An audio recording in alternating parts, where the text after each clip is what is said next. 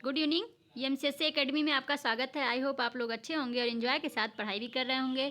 जैसा कि हम लोग बायोलॉजी में कई चैप्टर्स पढ़ चुके हैं, तो अब आप लोग को बायोलॉजी में कोई भी दिक्कत नहीं हो रही होगी। जो बच्चे बायोलॉजी से डर रहे थे, तो अब उन लोग की डर एकदम ही खत्म हो गया होगा और उन लोग को भी बायोलॉजी में अब कॉन्फिडेंस आ गए होंगे, क्योंकि हम लोग बायोलॉजी के इतने सारे चैप्टर्स पढ़ चुके हैं। इतने सारे फ्रूट के बारे में, सब्जी के बारे में, मसालों के बारे में, फसलों के बारे में, पौधे और जीव जंतु, मानव शरीर, ये सारी चीज़ें हम लोग पढ़ चुके हैं। तो आप लोग को तो आने वाले किसी भी एग्ज़ाम्स में कोई भी दिक्कत नहीं हो रही होगी और आप लोग कोई भी एग्ज़ाम्स होंगे उसमें आप लोग साइंस के क्वेश्चन को आसानी से सॉल्व कर लेंगे और आप लोग को कॉन्फिडेंस भी आ गया होगा। तो चलिए इसी क्रम में हम लोग अब ये नया चैप्टर भी स्टार्ट करते हैं, जो आपका वही पार्ट है आर्थिक वनस्पति विज्ञान में। उसमें हम लोग मसाले के पार्ट को आज हम डिस्कस करेंगे, उसके क्वेश्चन को देखेंगे। तो चलिए आप लोग ध्यान से सुनिए, इसमें भी आपको बहुत ही इंटरेस्ट आने वाला है और आप लोग को अच्छा लगेगा वीडियो देख के।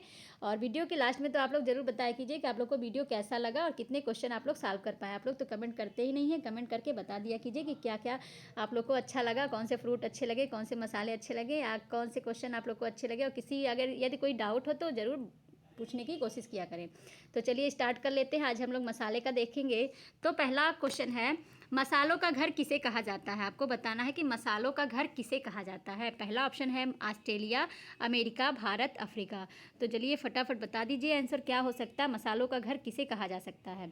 तो बागवानी फसलों में मसालों का जो होता है महत्वपूर्ण स्थान होता है। मसालों को सब्जियों की श्रेणी से बाहर रखा गया है और भारत को जो है ये मसालों का घर कहा जाता है। यहाँ पर काली मिर्च, इलायची, अदरक, लहसुन, हल्दी, मिर्च के अतिरिक्त यहाँ पत्ती या बीज वाले मसाले का भी उत्पादन होता है।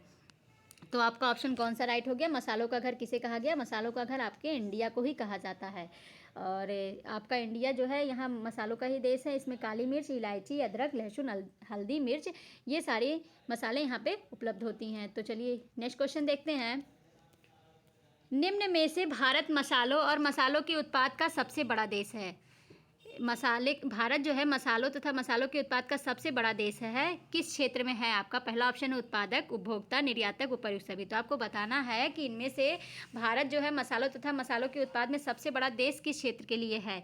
उत्पादक में है, उपभोक्ता में है, निर्यातक में है, सभी में है। तो चलिए इसका आंसर आप लोग बता दीजिए। मैंने बताया कि मसाला जो होता है ये बागवानी मसाले जो होते हैं, मसाले का महत्वपूर्ण स्थान होता है और मसालों को सब्जियों की श्रेणी से बाहर रखते हैं। भारत को ही मसालों का घर भी कहा जाता है, क्योंकि यहाँ पे काली मिर्च, इलायची, अदरक, लहसुन, हल्दी, मिर्च के अतिरिक्त यहाँ पत्ती और बीज वाले मसालों का भी उत्पादन होता है। और भारत जो है ये मसालों तथा मसालों के उत्पाद का सबसे बड़ा उत्पादक भी है, उपभोक्ता भी है और निर्यातक देश भी है।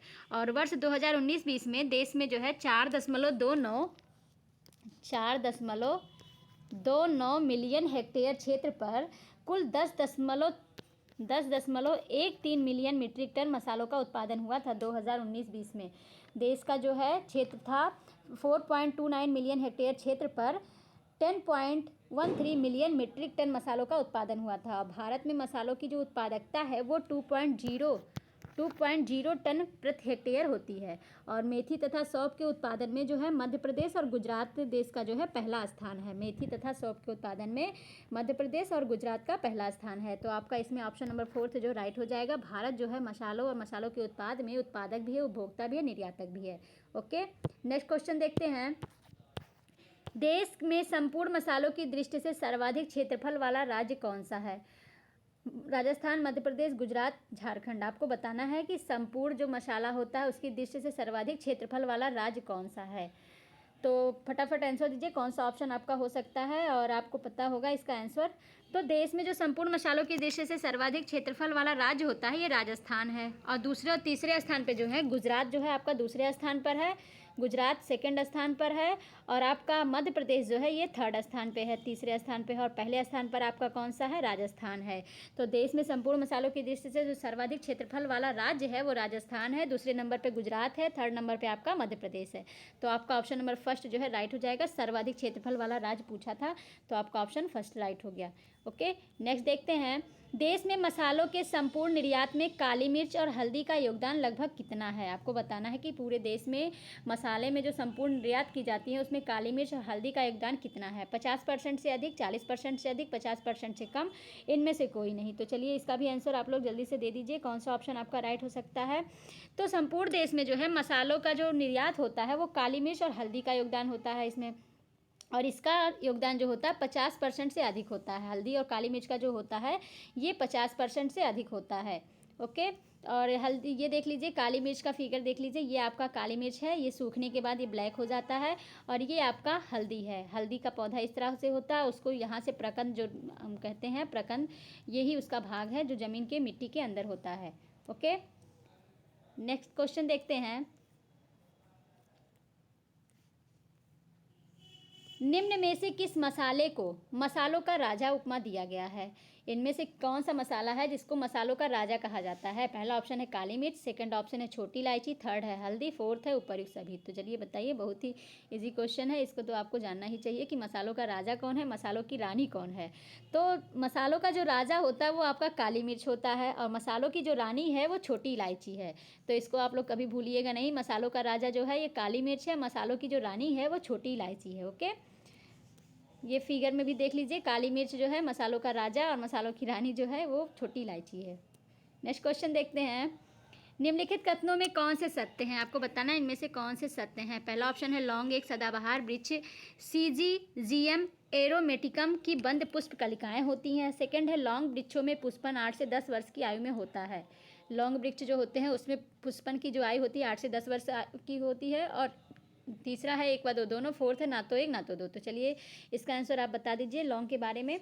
तो वाणिज्यिक लौंग जो होता है एक सदाबहार वृक्ष होता है, और इसका जो ये साइंटिफिक नेम है या वनस्पतिक नाम है वो सीजीजियम एरोमेटिकम है, और यह एक बंद पुष्प कलिकाएँ होती हैं। लौंग आपको पता है कि ये बंद पुष्प कलिकाएँ होती हैं, और इनके वृक्ष में जो पुष्पन होती है वो 8 से 10 वर्ष की आयु से ही होता है। और जो वृक्ष जो है उसमें जो पुष्पन की क्रिया होती है वो 8 से 10 वर्ष की आयु में हो जाता है। लेकिन जो वाणिज्यिक लौंग प्राप्त करने का उद्देश्य होता है वो पुष्प कलिकाओं का संग्रह जो है 20 वर्ष पुराने वृक्षों से किया जाता है। जब पौधे 20 वर्ष के हो जाते हैं तो उससे हमको व्यापार की दृष्टि से हम उसमें लौंग प्राप्त करते हैं, और यह कार्य जो होता है ये शुष्क वातावरण में किया जाता है। और बंद पुष्प कलिकाएँ जब हल्के लाल रंग की होती हैं तो उनको हाथ से ही चुन ली जाती हैं, और उसके बाद इन कलिकाओं को धूप में सुखा लेते हैं। फिर सूखी लौंगों को उनके रंग या आकृति या शुद्धियों के आधार पर वर्गीकृत कर दिया जाता है, उसको अलग अलग भाग में बांट दिया जाता है। तो आपका ऑप्शन कौन सा राइट हो जाएगा? आपका ऑप्शन नंबर थर्ड जो है राइट हो जाएगा। देख लीजिए लौंग आपका इस तरह से बंद पुष्प कलिकाएँ होती हैं लौंग आपके। ओके, नेक्स्ट देखते हैं। निम्नलिखित में से सूखी पुष्प कलिकाओं के बाष्पन आसवन से प्राप्त वाष्पशील तेल के मुखावयव हैं। इनमें से बताना है जो सूखी पुष्प कलिकाएं हमको मिलती हैं लौंग की, उसमें जो वाष्प आसवन से हम वाष्पशील तेल प्राप्त करते हैं उनमें कौन कौन से मुख्य अवयव पाए जाते हैं? तो पहला ऑप्शन यूजिनाल, सेकंड है यूजिनाल एसीटेट, थर्ड है कैरियोफिलिन, फोर्थ है उपर्युक्त सभी। तो चलिए इसका आंसर आप दे सकते हैं, तो दीजिए फटाफट। तो लौंग जो होता है एक सदाबहार वृक्ष होता है, और इसका जो वनस्पतिक नाम है वो सीजीजियम एरोमेटिकम है, और यह एक बंद पुष्प कलिकाएँ होती हैं। इनमें जो इनके वृक्षों में जो पुष्पन की आयु होती है वो 8 से 10 वर्ष होती है। लेकिन वाणिज्यिक तौर पर जो लौंग प्राप्त करते हैं वो पुष्प कलिकाओं का संग्रह 20 वर्ष पुराने वृक्षों से प्राप्त करते हैं, और इसका जो कार्य होता है शुष्क वातावरण में किया जाता है, और इसका जो कलर होता है वो हल्के लाल रंग का होता है। और इसको तोड़ के हाथ से तोड़ लेते हैं, उसके बाद इसको हम धूप में सुखा लेते हैं। फिर इसको रंग और आकृति के आधार पर या शुद्धियों के आधार पर इनका अलग अलग डिवाइड कर देते हैं कि कौन सा अच्छी क्वालिटी का है। फिर जो जैसे आप देखे होंगे कि लौंग में जो फूल है उसको अलग कर लिए, फिर फूल निकला हुआ अलग कर लिए, जो थोड़ा बहुत टूटा हुआ उसको अलग कर लिए, ये सारे भागों में उसको विभक्त कर देते हैं। और सूखी पुष्प कलिकाओं के जो बाष्प आसवन से प्राप्त वाष्पशील तेल के जो मुख्य अवयव हैं वो यूजिनाल भी हैं, यूजिनाल और यूजिनाल एसीटेट भी हैं, और कैरियोफिलिन भी है। यूजिनाल एसीटेट जो होता है वो 70 से 90% होता है, तो आपके सभी हो जाएंगे। ओके, तो आपका ऑप्शन नंबर फोर्थ जो है राइट हो जाएगा। और लौंग जो होता है इसको जो है सुरुचिकर स्वाद और गर्म प्रकृति के कारण भोजन में मिलाया जाता है, और इसका प्रयोग जो होता है मिठाई, अचार, बेकरी उत्पादों और मीठे शरबतों के निर्माण में भी किया जाता है। और लौंग से प्राप्त जो वाष्पशील तेल का उपयोग होता है ये औषधियों, इत्रों और प्रसाधन व सौंदर्य सामग्री के निर्माण में भी होता है। और यह तेल जो होता है जीव वैज्ञानिक अध्ययनों में निर्मलक या स्थापना माध्यम के रूप में भी प्रयोग किया जाता है। तो आपका ऑप्शन कौन सा राइट हो गया? आपका ऑप्शन नंबर फोर्थ जो है राइट हो गया, उपर्युक्त सभी। ओके, नेक्स्ट क्वेश्चन देखते हैं। निम्न में से कौन सा व्यावसायिक अदरक के प्रकार में शामिल है? आपको बताना है इनमें से कौन से हैं जो व्यावसायिक अदरक के प्रकार में शामिल है।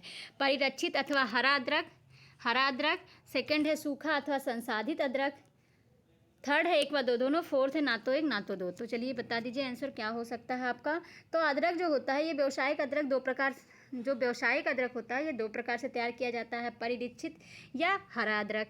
और सेकंड है सूखा अथवा संसाधित अदरक। और परिरक्षित या हरा अदरक जो होता है ये तैयार करने के लिए प्राकंद को पूरी तरह परिपक्व होने से पूर्व ही ज़मीन से निकाल लेते हैं। उसके बाद इसको साफ़ करके चीनी के घोल में उबाल दिया जाता है। ये आपका हरा अदरक हो गया। सेकेंड है सूखा अथवा संसाधित अदरक, जो तैयार करने के लिए प्रकंद जो है परिपक्व अवस्था में भूमि से निकाले जाते हैं। एक जो होते हैं ये परिपक्व होने से पहले ही निकाल लेते हैं, वो हरा अदरक हो जाता है। जब परिपक्व होने के बाद निकालते हैं, पूरी तरह परिपक्व अवस्था में निकालते हैं, तो ये आपका सूखा या संसाधित अदरक होता है। फिर उनको भली भांति धोकर या छिलकर इसको उबाल लिया जाता है। कभी कभी इसको पानी में उबाल दिया जाता है, नहीं तो धोकर और इसको छिलकर धूप में लगभग 1 सप्ताह तक सुखा लिया जाता है। फिर इसको चूने के पानी से विरंजित अदरक को सुखा कर सोंठ के रूप में तैयार किया जाता है। ये अदरक को ही आप इसको पानी में, चूने के पानी में डाल के फिर इसको सुखा लेते हैं, जो सोंठ बन जाता है और औषधि रूप में यूज़ किया जाता है। और अदरक के जो वाष्प आसवन से 1 से 3% जो है वाष्पशील तेल प्राप्त होता है। और इसके तेल का जो मुख्य अवयव होता है वो सेक्सक्वीट पिर्ण और जिंजवरीन होता है। इनका जो मुख्य अवयव होते हैं ये सेक्सक्वीट पिर्ण होता है और जिंजीवरीन होता है, इसके मुख्य अवयव होते हैं। तो आपका ऑप्शन नंबर 3 जो है राइट हो गया। सूखा हरा अदरक और सूखा अदरक दोनों जो होता है अदरक के प्रकार होते हैं। ओके, तो चलिए फिगर में देख लीजिए सूखा अदरक। ये देखिए, ये जो आपका हरा अदरक होता है जिसको हम परिपक्व होने से पहले ही इसको ज़मीन से निकाल लेते हैं और इसको हम धूप में सुखा देते हैं। उसके बाद इसको चीनी के घोल में उबाल कर साफ़ कर लेते हैं। ये आपका ग्रीन हो गया। और जब परिपक्व हो जाता है तो आपका अदरक इस टाइप से परिपक्व अवस्था में आपका ये फिगर है। ये फिगर है आपका परिपक्व अवस्था में या सूखा अवस्था में। फिर इसको जब सुखा कर उसको चूने के घोल में बना के सोंठ के रूप में तैयार कर लिया जाता है, जो औषधि के रूप में प्रयोग होता है। ओके, नेक्स्ट क्वेश्चन देखते हैं। अदरक में तीखा स्वाद निम्न में से किसके कारण होता है? आपको बताना अदरक में जो तीखा स्वाद आता है वो किसके कारण होता है? जिंजीरोन, कैप्सेसिन, कुरकुमिन, उपर्युक्त सभी। तो इसका आंसर तो आप बता सकते हैं, जल्दी से बताइए। तो अदरक का जो तीखा स्वाद होता है ये जिंजीरोन के कारण होता है। जिंजीरोन के कारण आपका अदरक में तीखापन होता है। आपका ऑप्शन नंबर 3 जो है राइट हो गया। फर्स्ट जो है राइट हो गया, जिंजीरोन के कारण। ओके, और अदरक का जो उपयोग होता है ये आपका भोजन को सुरुचिकर बनाने के लिए किया जाता है। और इसकी जो रोचक सुगंध के कारण इसका प्रयोग मिठाई, ठंडे पेय या बेकरी उत्पादों में भी करते हैं। और इसमें बातहर व उत्तेजक गुण भी होते हैं। इसे औषधि के रूप में भी प्रयोग किया जाता है। तो आपका अदरक भी कितना ही इंपॉर्टेंट है। अदरक जो है वाष्प आसवन द्वारा 1 से 3% वाष्पशील तेल भी प्राप्त होता है। तो आपका ऑप्शन नंबर 1 जो है राइट हो गया। आपको अदरक मैंने दिखा दिया कि अदरक किस प्रकार से होता है। तो ये है अदरक का फिगर।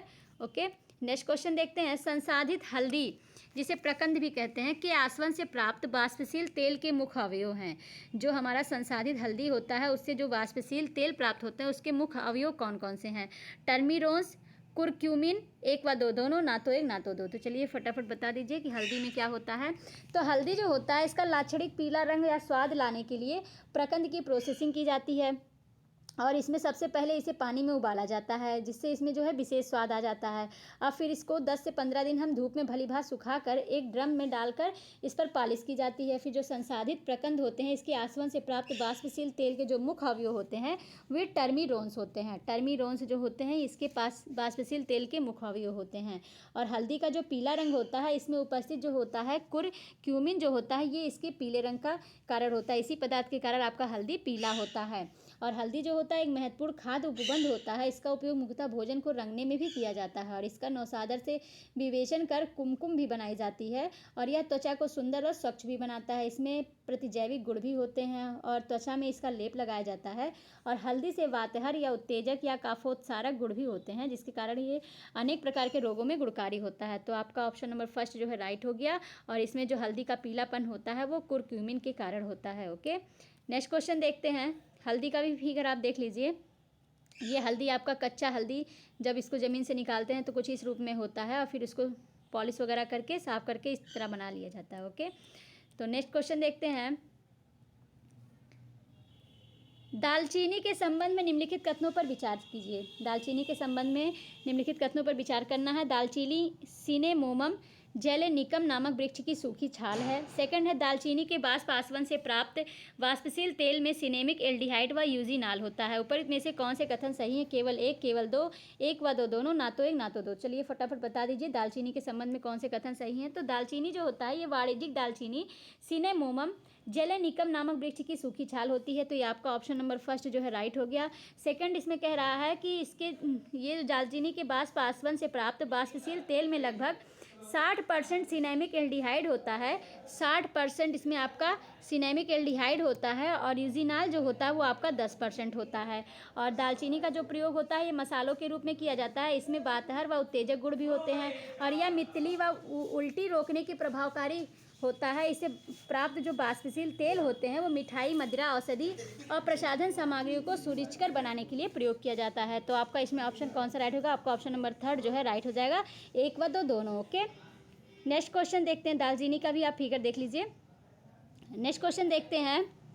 सिनेमोमम की एक दूसरी प्रजाति सिनेमोमम तमाला की पत्तियां तेजपात के नाम से जानी जाती हैं, जिसकी खेती होती है। पहला ऑप्शन सिक्किम में, सेकंड है मणिपुर में, थर्ड है अरुणाचल प्रदेश में, फोर्थ है उपर्युक्त सभी। तो आपको बताना है कि सिनेमोमम की एक जो दूसरी प्रजाति होती है जिसे सिनेमोमम तमाला कहते हैं और इसको तेजपात के नाम से भी, तेजपत्ता के नाम से भी जानते हैं, इसकी खेती कहाँ होती है? तो सिनेमोमम की जो दूसरी जाति होती है ये सिनेमोमम तमाला की पत्तियां तेजपात के नाम से प्रयोग की जाती हैं और ये एक सदाबहार वृक्ष होता है। और भारतवर्ष में यह सिक्किम, मणिपुर और अरुणाचल प्रदेश में उगाया जाता है। और जब वृक्ष लगभग 10 वर्ष के हो जाते हैं तब अच्छी वृद्धि वाले वृक्षों की पत्तियां तोड़कर उनको 2 से 3 दिन धूप में सुखा लेते हैं। उसके पश्चात जो पत्तियां होती हैं उसको छोटे छोटे बंडलों में बांट कर मंडी में पहुँचा दिया जाता है। तो आपका ऑप्शन नंबर 4 जो है राइट हो जाएगा। सिक्किम, मणिपुर और अरुणाचल प्रदेश में आपका तेजपात उगाया जाता है। ओके, आप तेज़पत्ता भी फिगर के माध्यम से देख लीजिए। तेज़पत्ता भी आपका मसाले के रूप में यूज़ होता है और मैंने बताया था कि ये शुगर लेवल को कंट्रोल करता है और डेली चाय में अगर हम इस पत्ती का यूज़ करते हैं तो हमारा शुगर मेंटेन रहता है। ओके, नेक्स्ट क्वेश्चन देखते हैं। निम्न में से वाणिज्यिक जीरा के किस भाग का उपयोग करते हैं? वाणिज्यिक जीरा के किस भाग का हम उपयोग करते हैं? सूखे फूल, सूखे फल, तना, उपर्युक्त सभी। तो आप जीरा देख लीजिए। जीरा इसी जीरे की बात कर रहा है जो हम लोग दाल वगैरह, सब्जी वगैरह में यूज़ करते हैं। तो वाणिज्यिक जीरा जो होता है ये क्यूमिन के सूखे फल होते हैं और इनके वाष्पशील तेल में क्यूमिन एल्डिहाइड नामक पदार्थ होता है, जिसके कारण इनमें एक विशेष गंध व कुछ तीखा स्वाद होता है। और इसका प्रयोग जो है अचार, सब्जी, बेकरी उत्पादों व सूप आदि में समान रूप से किया जाता है। इसके अतिरिक्त इसमें प्रयोग बातहर व उत्तेजक के रूप में भी किया जाता है और यह उदरसूल में भी गुणकारी होता है। और तो आपका ऑप्शन कौन सा राइट हो जाएगा? ये एक प्रकार का सूखा फल होता है, सूखा फल होता है। आपका ऑप्शन नंबर 2 जो है राइट हो गया। ओके, नेक्स्ट क्वेश्चन देखते हैं। निम्न में से किसके कारण सौंफ के बीज चबाने से मीठा स्वाद आता है? आपको बताना है इनमें से किसके कारण सौंफ का बीज हम चबाते हैं तो हमको मीठा स्वाद लगता है। टर्मिरोन्स, फेनकोन, यूजिनॉल और फोर्थ ऑप्शन उपर्युक्त सभी। तो चलिए इसका आंसर आप बता दीजिए कौन सा ऑप्शन होगा। तो ये आपका जो होता है ये अम्बेली फेरी कुल के कुछ अन्य पौधे के बीज से भी मसाले के रूप में प्रयोग किए जाते हैं, जिनमें से आपका ये फिनिकुलम वॉल्गेरी आता है जिसे सौंफ कहते हैं और इसमें आपका मीठी एरोमेटिक गंध पाई जाती है। इनके बीजों में एक वाष्पशील तेल भी पाया जाता है जिसका मुख्य घटक जो होता है ये फेनकोन होता है। फेनकोन होता है आपका इसका जो है मुख्य घटक जो है फेनकोन है और इसी कारण सौंफ के बीज को चबाने में मीठा स्वाद आता है। और सौंफ का प्रयोग जो है भोजन को सुरुचिकर बनाने में व चवर्णक में किया जाता है और इसमें बातहर व उत्तेजक गुण भी होते हैं। या बच्चों के जो है उदरसूल, बात व हुकवर्म के उपचार में भी प्रभावकारी होता है। तो आपका ऑप्शन नंबर 2 जो है राइट हो गया। फेनकोन के कारण हम सौंफ को जब चबाते हैं तो हमको मीठा स्वाद आता है। ओके, नेक्स्ट क्वेश्चन देखते हैं। सौंफ का फिगर भी आप देख लीजिए, आपका मसाला यही है। ओके, नेक्स्ट क्वेश्चन है। निम्न में से कौन सा धनिया के बीजों में उपस्थित वाष्पशील तेल का मुख्य घटक है? पहला ऑप्शन है फेनकोन, सेकंड है कोरिएंड्रॉल, थर्ड है यूजिनॉल, फोर्थ है टर्मिनोन्स। तो चलिए इसका भी आंसर आप दे दीजिए। धनिया के जो बीज होते हैं उसमें उपस्थित वाष्पशील तेल में मुख्य घटक कौन सा होता है? तो ये जो आम्ब्रेली फ्रेली कुल के ये पौधे होते हैं, आपका सौंफ भी है और धनिया भी है, तो ये होता है कोरिएंड्रस सटाइवम होता है, अर्थात इसको धनिया एक महत्वपूर्ण मसाला होता है। इनकी पत्तियों में मीठी एरोमेटिक गंध होती हैं और इनका प्रयोग जो है भोजन को सुरुचिकर बनाने और सजाने में भी किया जाता है। और इसका जो परिपक्व भीधुर फल जो होता है ये गोल और पीला होता है और इसका क्यूमिनम के समान ही यह भी 2 फलांशकों में निर्मित होता है। बीजों में जो उपस्थित वाष्प तेल होते हैं उसका मुख्य घटक जो होता है कोरिएंड्रॉल होता है और पश्चिमी देशों में इसका प्रयोग जो है मदिरा के सुरुचिकर बनाने में किया जाता है। कोरिएंडर आयल जो होते हैं ये वातहर व मूत्रल गुण में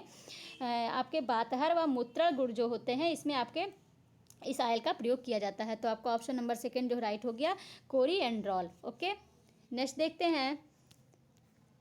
धनिया आप देख लीजिए, आपका सूखा धनिया इस तरह से, हरा पत्ती तो आप लोग जानते ही होंगे। नेक्स्ट क्वेश्चन देखते हैं, गन्ना का वानस्पतिक नाम है, गन्ना का वानस्पतिक नाम क्या है? सैकेरम ऑफिसिनेरम, सेकंड है सीजीजीएम एरोमेटिकम, सेकंड थर्ड है एक व दो दोनों, फोर्थ है ना तो एक ना तो दो। तो आपको बताना गन्ना का वानस्पतिक नाम क्या है। इसको तो आप बता सकते हैं आसानी से, आपको पता होगा कि आपका सैकेरम ऑफिसिनेरम जो होता है ये आपके गन्ना का वानस्पतिक नाम है, और सेकंड जो है सीजीजीएम एरोमेटिकम जो है ये आपका लौंग का वानस्पतिक नाम है। तो आपका ऑप्शन नंबर फर्स्ट जो है राइट हो जाएगा।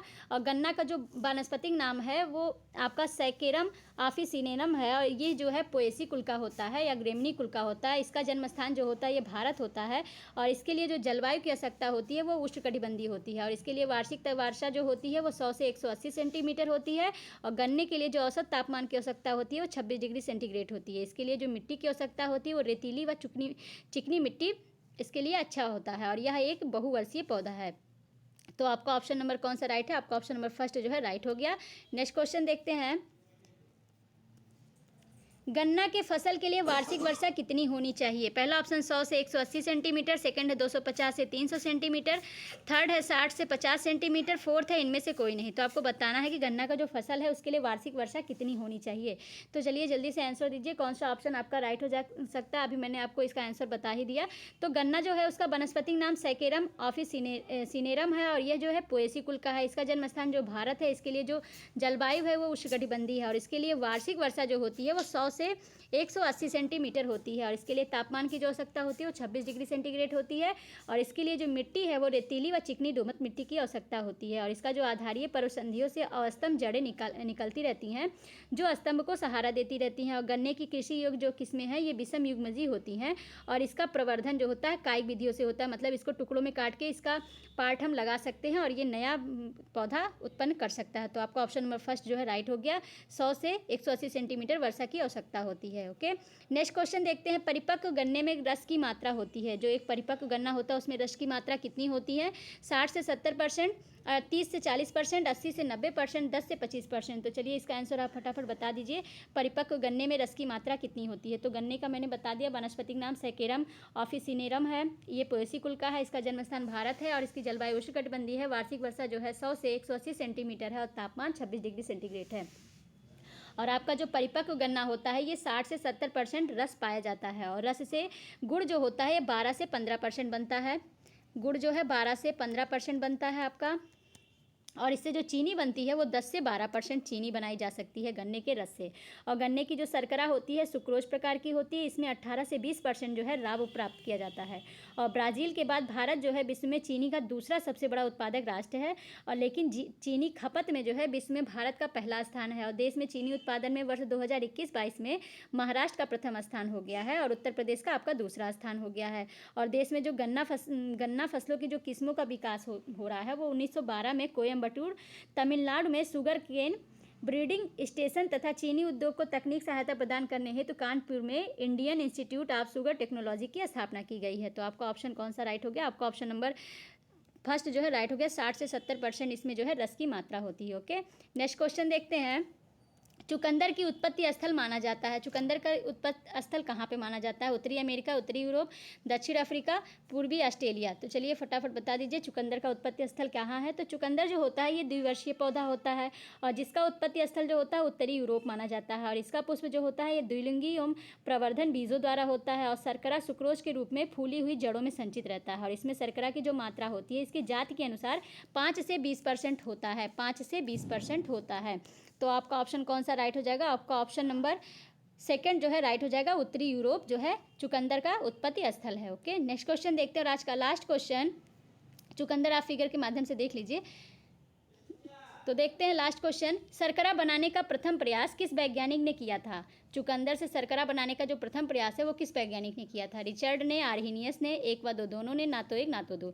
तो चलिए इसका आंसर आप लोग फटाफट बता दीजिए। तो चुकंदर जो होता है द्विवर्षीय पौधा होता है, इसका उत्पत्ति स्थल उत्तरी यूरोप माना जाता है, और इसका पुष्प जो होता है द्विलिंगी और प्रवर्धन बीजों द्वारा होता है। और शर्करा जो है सुक्रोज के रूप में फूली हुई जड़ों में संचित रहता है, और इसमें शर्करा की जो मात्रा होती है जाति के अनुसार 5 से 20% तक पाई जाती हैं।